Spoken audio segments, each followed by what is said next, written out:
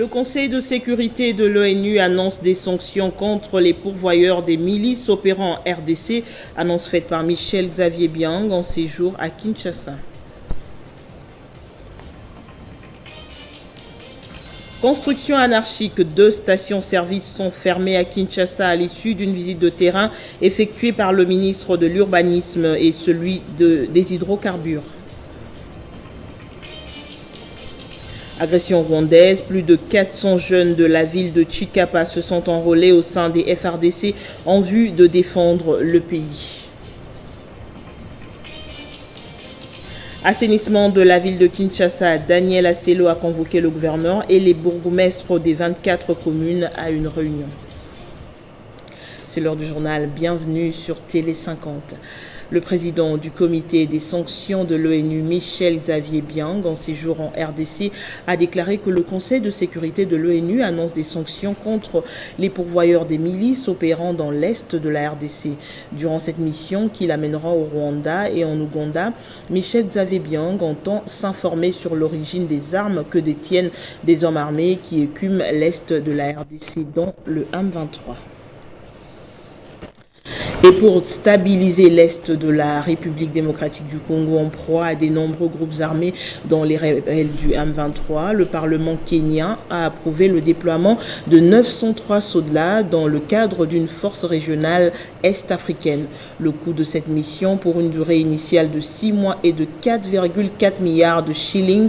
D'après les informations, les troupes kenyanes vont se déployer à Rutshuru, zone occupée jusqu'ici par le M23, soutenu par le Rwanda. Après l'enrôlement des jeunes de la ville de Goma à l'armée, les jeunes d'autres provinces emboîtent les pas.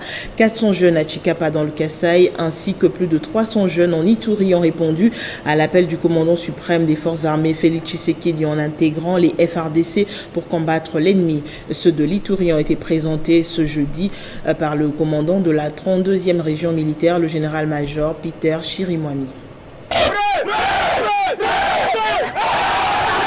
Ils sont au total plus de 300 jeunes Congolais vivant en Ituri, parmi lesquels des filles prêtes à renforcer le rang des forces armées et batailler contre le Rwanda et les M23, agresseurs de la RDC. C'est à la suite de l'appel vibrant à la mobilisation générale du commandant suprême des forces armées et de la police nationale congolaise, Félix Tshisekedi Tshilombo, qui a trouvé un écho favorable auprès des jeunes Ituriens, motivés à défendre l'intégrité du territoire national jusqu'au sacrifice suprême contre la guerre d'agression du Rwanda sous couvert du mouvement terroriste du M23. Si ebote bakiana tukuye mambo tuende tupiganie nchi yetu. Sasa tunasema karibu wa president hivi. Esengeli tabeta bango. Tozatine wakati mboka na biso. Les commandants de la 32e région militaire, général-major Chirimwami Peter, entouré de son état-major, a encouragé ces jeunes ce jeudi à Bunia avant d'appeler le membre de groupes armés qui traînent encore dans la brousse à rejoindre le camp de la patrie.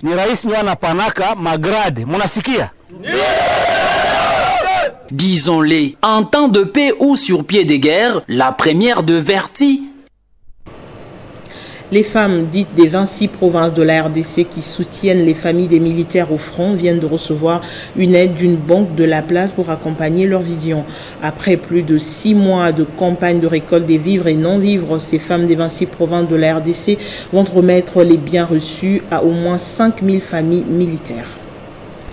Ces femmes sont déterminées à venir en aide aux familles des militaires engagés au front pour défendre la patrie sous menace. Le moral de l'FRDC est toujours déstabilisé au front lorsqu'il pense directement à sa famille. C'est dans cette optique qu'elles ont une fois de plus reçu, de la part d'une banque de la place, des kits scolaires destinés aux familles des militaires, comme l'explique Bishop José Rachidi, présidente de la dynamique des femmes des 26 provinces de la République démocratique du Congo. Comme vous avez vu, ils nous ont remis les kits des enfants parce qu'en réalité, nous sommes allés demander de nous accompagner dans ce qui est kit scolaire parce que nos enfants des militaires au camp, ils ont beaucoup de difficultés à ces questions. Et nous leur avons demandé de nous soutenir aussi pour payer les frais de Minerval pour quelques enfants. Vous avez vu, il y a une enveloppe qui est venue aussi pour ça. Donc nous sommes très reconnaissants à Robank Et nous disons merci pour cette confiance.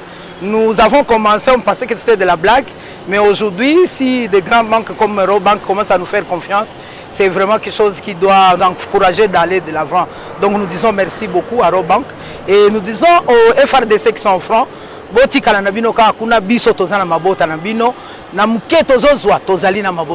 les femmes des 26 provinces de la RDC vont remettre tous ces fonds et biens collectés à 5000 familles des militaires. Les artistes musiciens traditionnels, eux aussi, s'inscrivent dans la vision de la reconquête de la partie est du pays. Dans une cérémonie atypique organisée sur le perron du Musée national de la RDC, ils ont convoqué et invoqué les esprits ancestraux pour un soutien non seulement à l'endroit des forces de sécurité, mais aussi au chef de l'État, Félix Tshisekedi.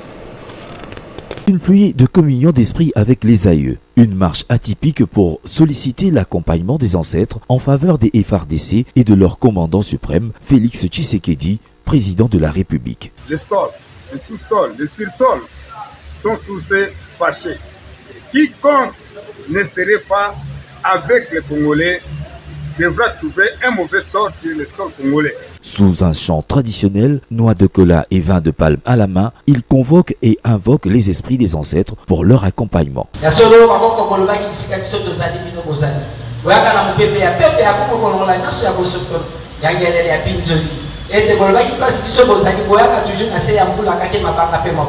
Président la cérémonie, la ministre en charge de la culture, art et patrimoine, à qui un mémo a été remis, a salué l'adhésion des artistes traditionnels à la vision du chef de l'État. L'intégrité du territoire national étant l'affaire de tous, les artistes traditionnels, par le Festival national de Gungu, FESNAG, ont appelé à la consolidation de toute la population afin de bouter l'ennemi hors des frontières nationales.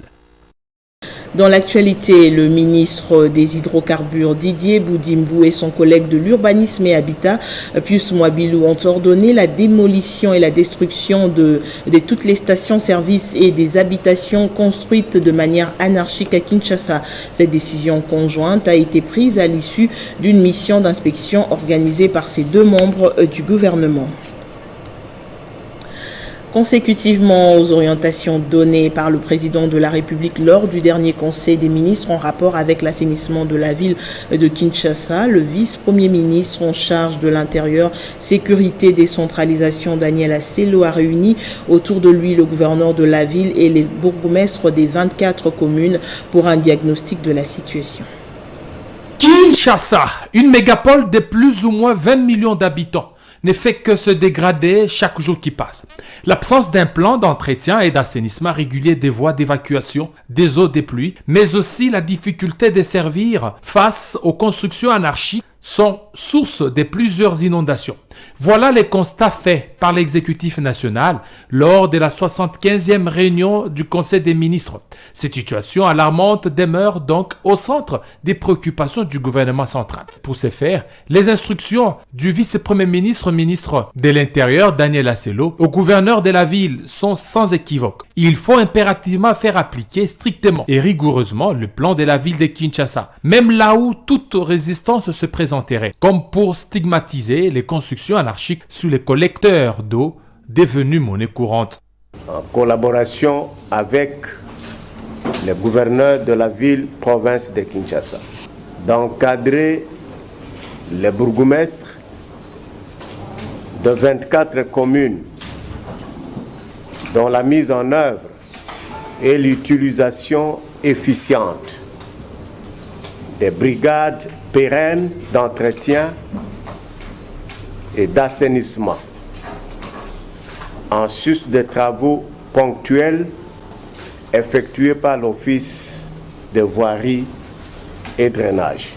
Bien avant, le numéro 1 de la sécurité a invité chaque bourgmestre à s'impliquer dans l'assainissement de la commune. Ceci passe notamment par l'interdiction d'octroyer des autorisations précaires aux tenanciers des bars et kiosques pour construire dans les routes ou encore l'interdiction de l'usage des emballages non biodégradables. À cela s'ajoute la prolifération des marchés pirates devenus source de revenus, mais encore la problématique des parkings dans les commissariats et trottoirs qui obstruent les caniveaux. Les bourgmestres, complaisants face à cette situation dans leur juridiction, se verront être exposés à la rigueur de la loi, prévient Daniel Assello. Les conclusions de la commission ad hoc devront être remises au vice-premier ministre, ministre de l'Intérieur, Daniel Assello, dès le lundi prochain. Lutte contre la corruption, l'inspection générale des finances et la société civile mutualisent leurs forces pour mener ensemble le combat contre les détournements des deniers publics en RDC. Les deux structures réfléchissent sur comment mettre en œuvre une politique commune de terrain. Après la signature du protocole d'accord entre les représentants de la société civile et les organisations citoyennes engagées dans la lutte contre la corruption et l'inspection générale des finances le 31 août dernier, les deux parties se sont retrouvées en ce mois de novembre. L'objectif est de mutualiser les efforts et les initiatives dans le cadre de la lutte contre les détournements des deniers publics. La lutte contre la corruption, on doit toujours, à tout moment, être actif, vivace, pour ne pas subir un endormissement. Pour la société civile, les actions communes décidées ensemble tombent à point nommé car elles jettent les bases d'une lutte efficace pour la préservation des finances publiques. D'abord, il est prévu cette restitution, mais en même temps aussi, les partenariats ne peuvent pas fonctionner sans organes. Nous mettrons en place un secrétariat permanent qui sera le lieu où toutes les organisations qui sont intéressées par la lutte contre la corruption ou les finances publiques, de manière générale, vont commencer à venir puiser l'information.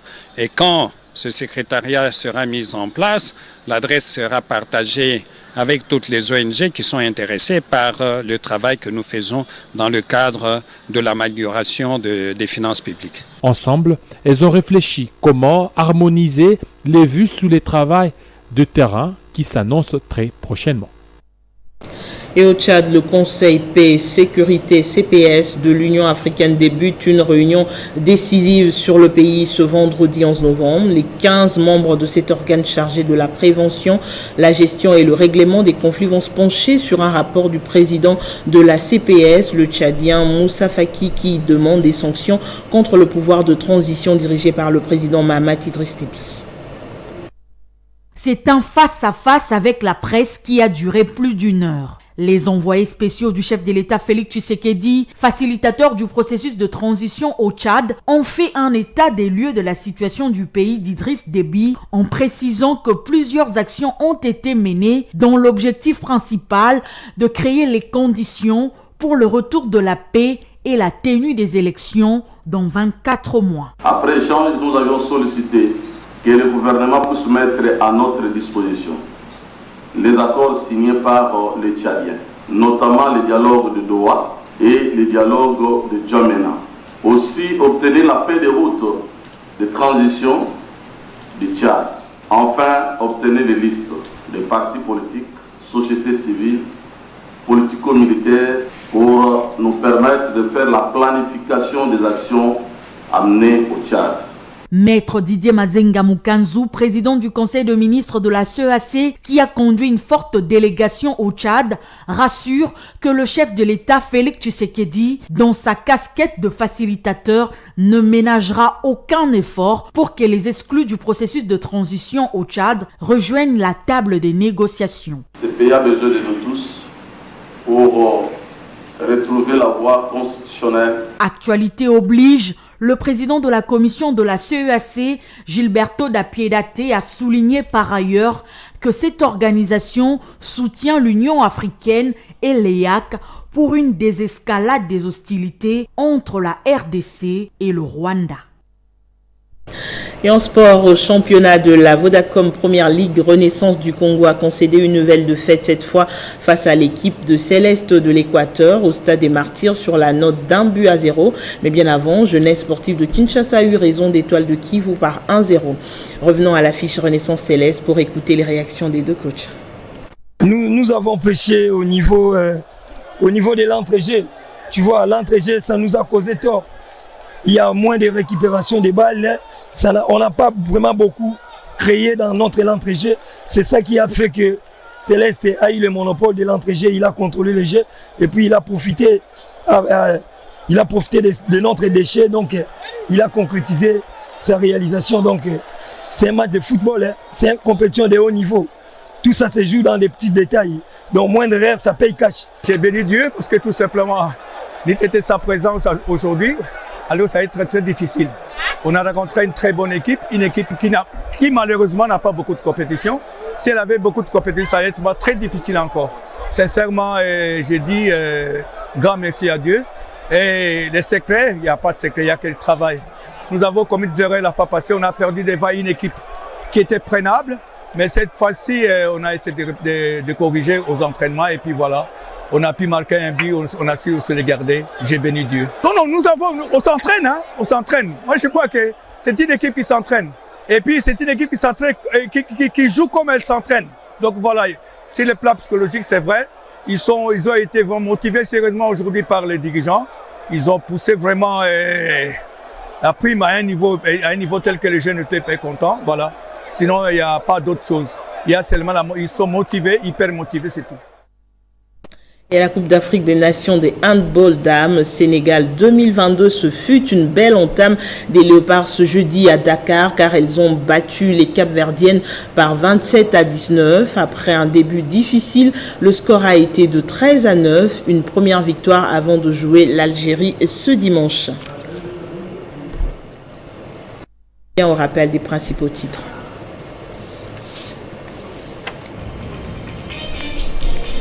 Le Conseil de sécurité de l'ONU annonce des sanctions contre les pourvoyeurs des milices opérant en RDC, annonce faite par Michel Xavier Biang en séjour à Kinshasa. Construction anarchique, 2 stations-service sont fermées à Kinshasa à l'issue d'une visite de terrain effectuée par le ministre de l'Urbanisme et celui des hydrocarbures. Agression rwandaise, plus de 400 jeunes de la ville de Chikapa se sont enrôlés au sein des FRDC en vue de défendre le pays. Assainissement de la ville de Kinshasa, Daniel Asselo a convoqué le gouverneur et les bourgmestres des 24 communes à une réunion. Merci de votre attention. L'actualité continue sur Télé 50. Bon début de week-end.